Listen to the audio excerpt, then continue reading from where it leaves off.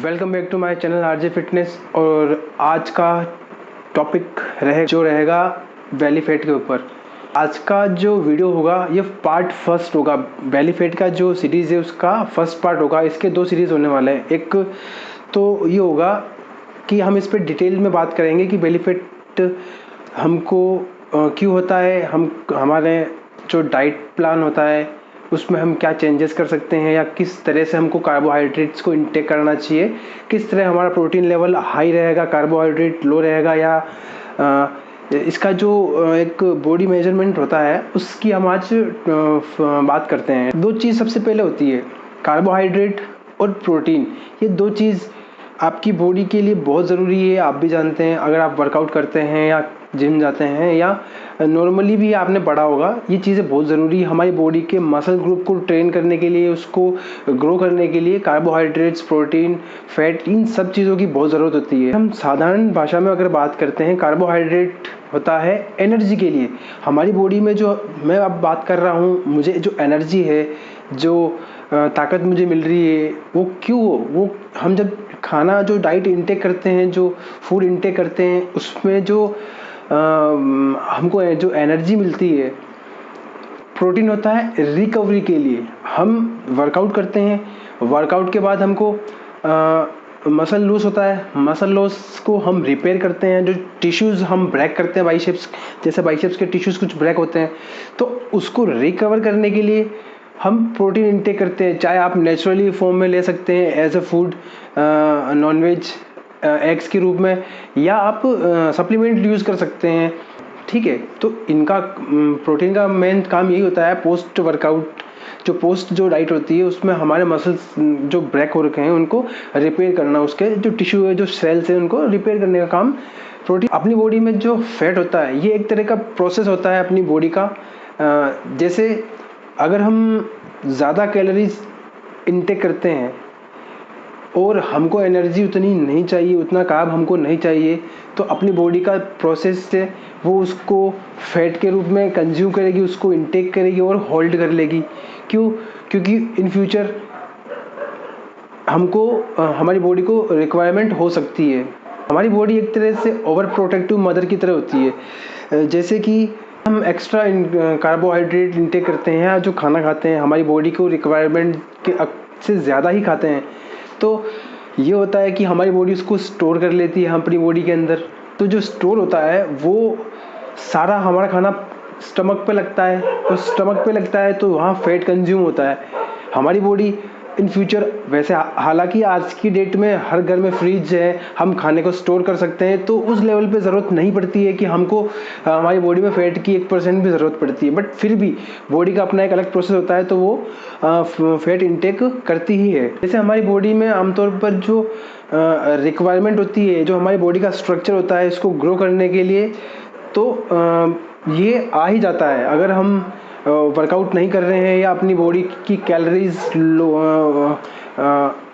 Burn नहीं कर रहे हैं, तो हर इंसान के किसी न किसी तरह बेली फैट या ओवरऑल बॉडी में फैट आता ही आता है। मेल्स के अंदर सिंपल जो हमारा स्टमक एरिया होता है, यहाँ पर फैट कंज्यूम होता है। बट जब हम बात करते हैं फीमेल्स के बारे में, तो फीमेल्स की बॉडी में अलग अलग एरियाज़ में फैट जो होता है स्टोर हो जाता है। जैसे गर्ल फीमेल्स के अंदर उनकी थाइज़ में, उनके ट्राइसेप्स वाले एरियाज में, यहाँ उनके ज़्यादा फैट होता है। बेली फैट तो होता है। तो भी हम ट्रेन करते हैं, जैसे आमतौर पर हम हमारे एब्स को ट्रेन करते हैं, बाइसेप्स ट्राइसेप्स को ट्रेन करते हैं, वैसे ही हम हमारे जो मिडिल पार्ट है बॉडी का उसको भी ट्रेन करते हैं हमारे स्टमक के जो फैट को लेयर को काटने के लिए।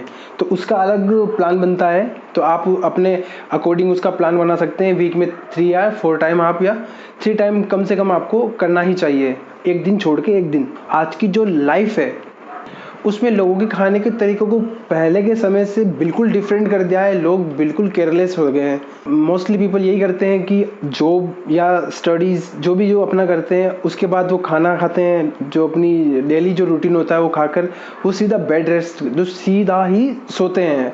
वो अपनी जो कैलोरीज है उसको बर्न नहीं करते हैं। वो खाना खाने के बाद थोड़ा घूमते नहीं हैं, वॉक नहीं करते हैं, तो इन सभी कारणों से, तो इसकी वजह से हमारा बॉडी में जो हमने जो खाना इंटेक किया है, जो फूड इंटेक किया है, उस वो प्रॉपर तरीके से डाइजेस्ट नहीं हो पाता है, वो हमारे फैट में जाता है।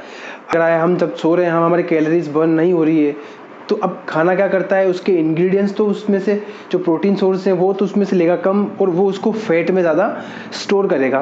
तो ये गलती आप लोगों को नहीं करनी है कि खाना खाने के बाद सोना है या रेस्ट करना है, इन सब को थोड़ा अवॉइड करोगे तो आप आपका बेली फैट को अच्छे से रिड्यूस कर सकते हो।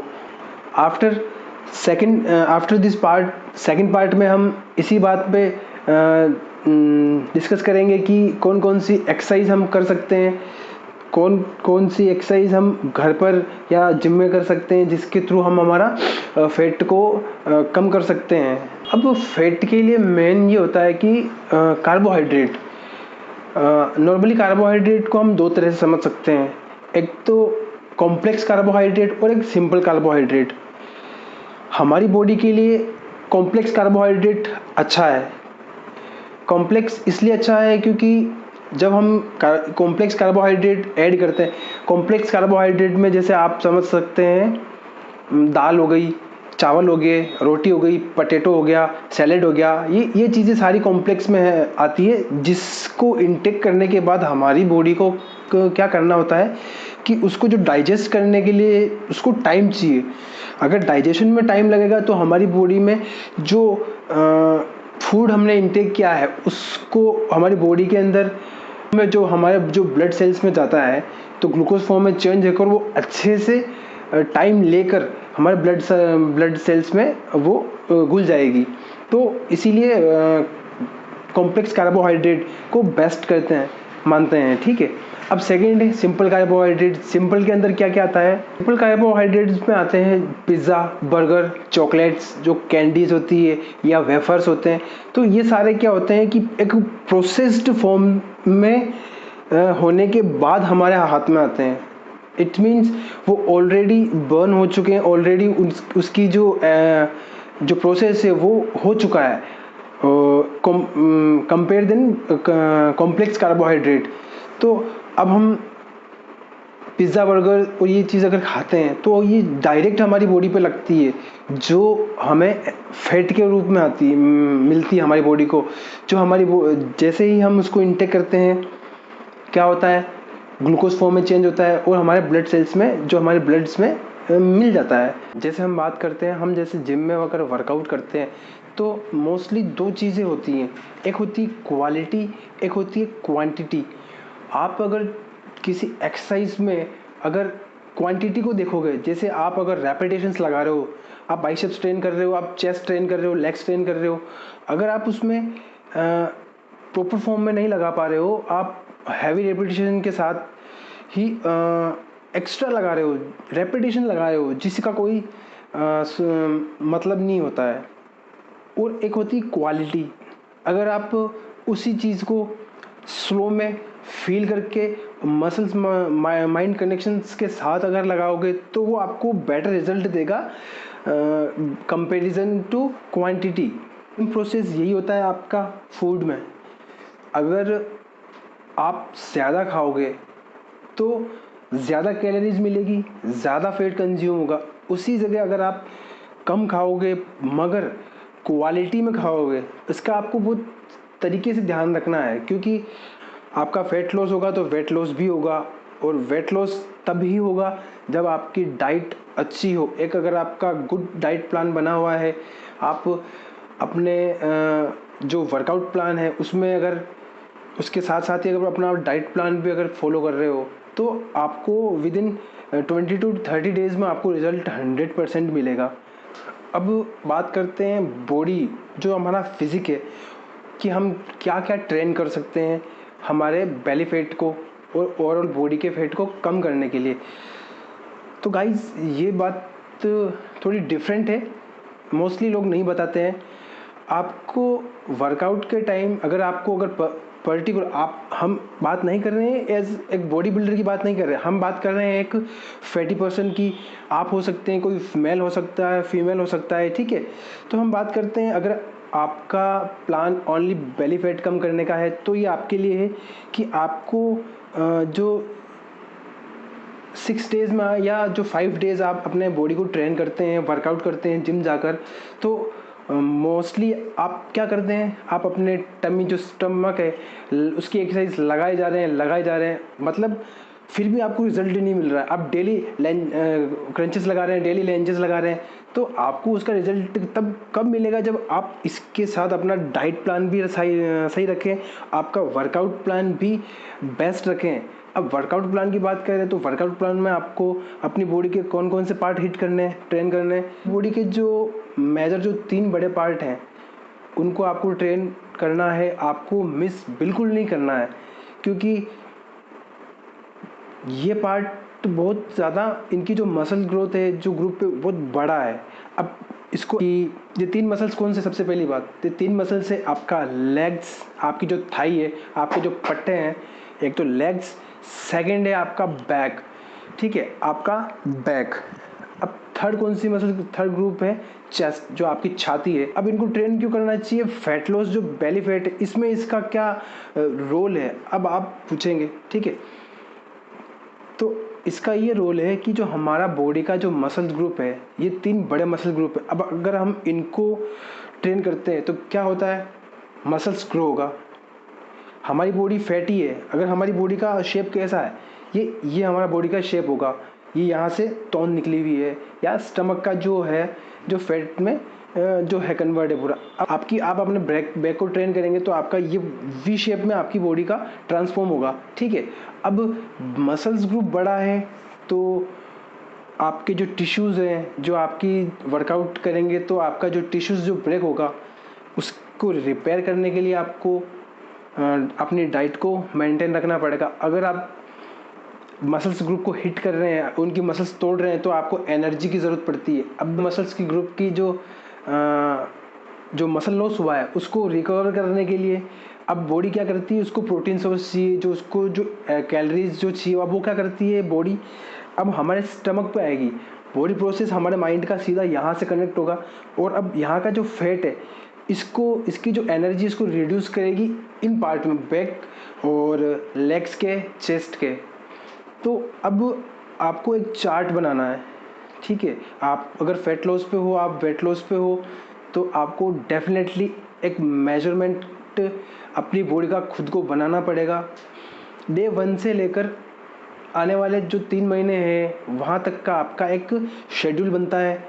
उस शेड्यूल में आपकी जो ट्रेनिंग प्रोसेस होती है, आपका डाइट प्लान होता है, वो सब कुछ बनता है। तो आप खुद भी बना सकते हैं, कोई डिफ़िकल्ट नहीं है। आपको आपकी मसल्स का एक बार मेजरमेंट करना है, ठीक है।